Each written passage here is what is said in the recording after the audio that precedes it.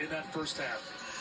Well, and not a whole lot, just 160 yards of total offense. So it's been kind of mind blown. And I'm betting they fixed this formation where they had the onside kick happen and absolutely held them a little bit closer to the front line now.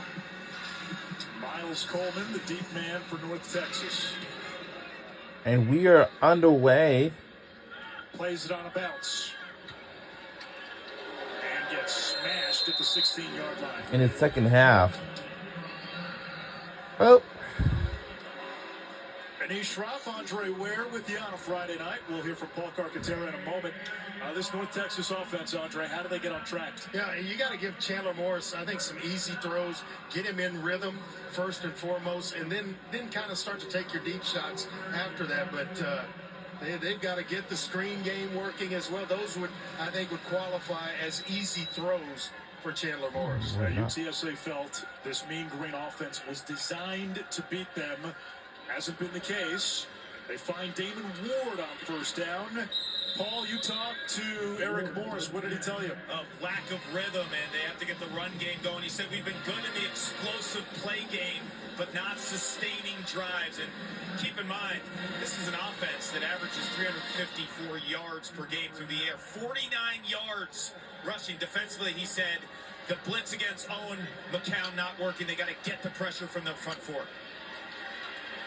Morris on the move, chased by Clayton, and chooses discretion over valor. And Anish, I think it helps as well if you can get the playmakers within this offense going.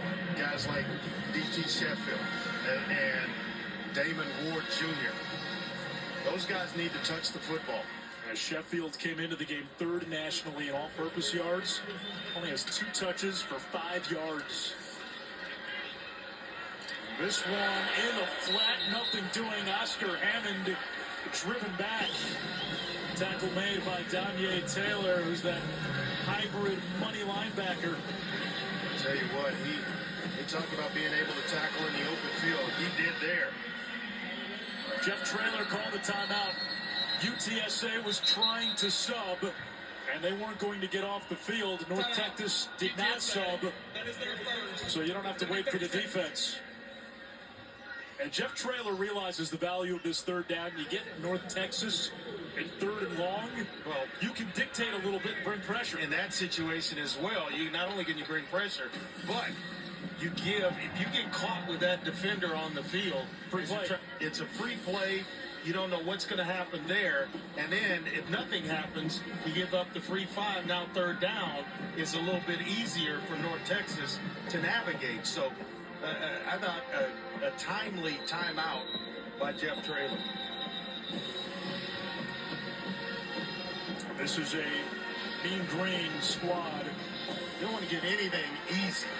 No, North Texas. Make them earn every single yard. Yeah, they have not converted on third down today. 0 for 5. A team that, again, started 5-1 this season, then lost 3 in a row, but those losses were to 3 of the best teams in the American, Tulane, Memphis, and Army.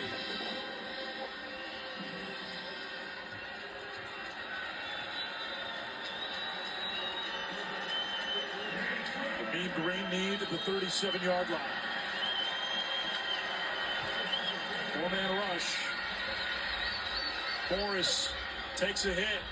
Throws incomplete. It's 4th down. And the timeout was well worth it by Jeff Traylor.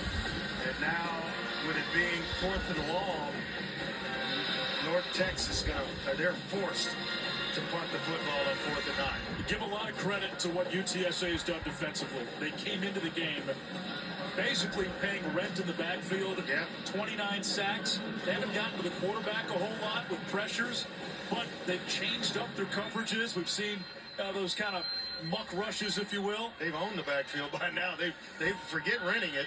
They bought it outright for rent to buy to this point in the game. Absolutely.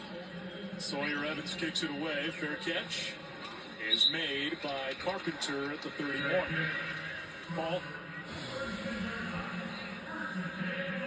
Just had a moment to catch up with Jeff Traylor, and he was thrilled with Owen McCown's performance in the first half.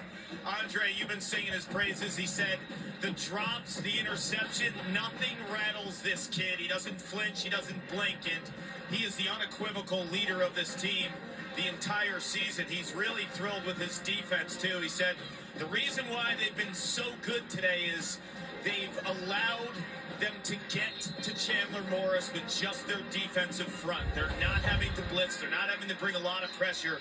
They're able to do that, but he also said the onside kick and the longer drives are what makes a successful recipe against this North Texas team. McCown has so much room to run, but we have 3 flags. Yeah, it's coming back in the backfield. Jalen Garth, the right tackle, I think is the guilty party. Offense, number 71. Yep. 10-yard penalty. Replay first down. And I tell you what, he didn't need to do it. There was so much room in front of Owen McCown. Just keep an eye on that. Big number 71. Things start to break down. And right there at the very end, I think, is when they get him for it. And there were several flags thrown. So there were a couple of officials that thought it was holding. Garth took over at right tackle when Mekhi Hart went down. Hart, a talented player, just hasn't been able to stay healthy in his UTSA career. Henry tripped out of bounds. He went flying into the mean green bench. I thought that was going to be. Boy, he almost got a flag for unsportsmanlike if you that, and I caught the gesture. I thought it was a late hit out of bounds, but the flags came out. So play on. He gets the call again. Big hole. Wow. Ryan Nelson saved potentially a touchdown or at least a much longer play. Yeah, B.J. Allen Jr. took a bad angle, and he knew it right away that he took a bad angle inside. Henry made him pay for it, and it came in the form of a first down. They go right back to Henry. Yeah, 1st and 20. He is the transfer from Texas. They expect big things out of him, just a sophomore. He being B.J. Allen Jr. on the back end. Started today for Javen Anderson, who was the starter at that spot.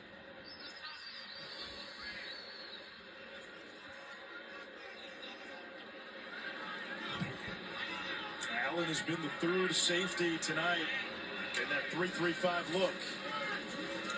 This is Carpenter. Wow. And he gets slammed down for a loss of a yard. Jace Reuter with the tackle. Jordan Brown, got in there. Brown, great tackle. Led the team in tackles last season. The 2nd coming into tonight's ballgame. Very consistent player. He plays hard every single down. They got some pretty good linebackers on this team. Brown, Smith, Wisłowski. That's the strength of the defense. Definitely the linebacking core. A lot of playmakers there and a lot of experience. Jaden Hill, the safety, cheating up into the box. He comes on the blitz. And a quick throw. That will be a catch by McCoy. And it moves the chains. Another 3rd down conversion. 8 for 12 on 3rd down for UTSA. Nice job by McCown. Surveying the field. And ball comes out on time. It doesn't allow Tejada Ruling on the field was a completed catch for a first down. a chance to That plays rally. under further review. But you got Kamar Missouri, the left tackle, slow to get up for UTSA. That might be coming back. Close. Again, the ruling on the field was a catch, so, but it looks like the ball comes out as he's going down. Is it moving when he goes down? Can't tell from that angle. And you see the nose of the football. It's out. yeah. Indisputable evidence will be needed to overturn that call. Now, can you see if it hits the ground? I know Rich Tejada was right away saying it was not a catch. And that looks like the ball hit the ground. The question now is, do you have the angle that conclusively tells you it hit the ground? McCoy is usually a sure-handed receiver. He's put 2 on the ground tonight. One a big one that may have gone for a touchdown, and then that one a simple play that would have gone for a first down. Missouri remains down the left tackle. It's a UTSA offense that has already lost 3 starting linemen to season-ending injuries.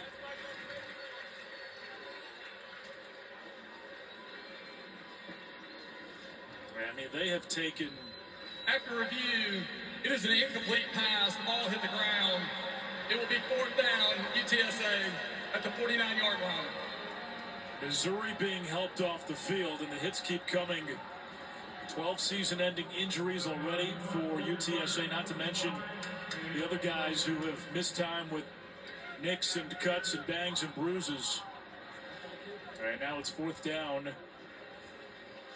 And the punt team comes on. DT Sheffield, 3rd nationally in all-purpose yards. Got to get him going. He waits inside the 10. Averages about 13 yards per punt return. He can change field position for you in a hurry.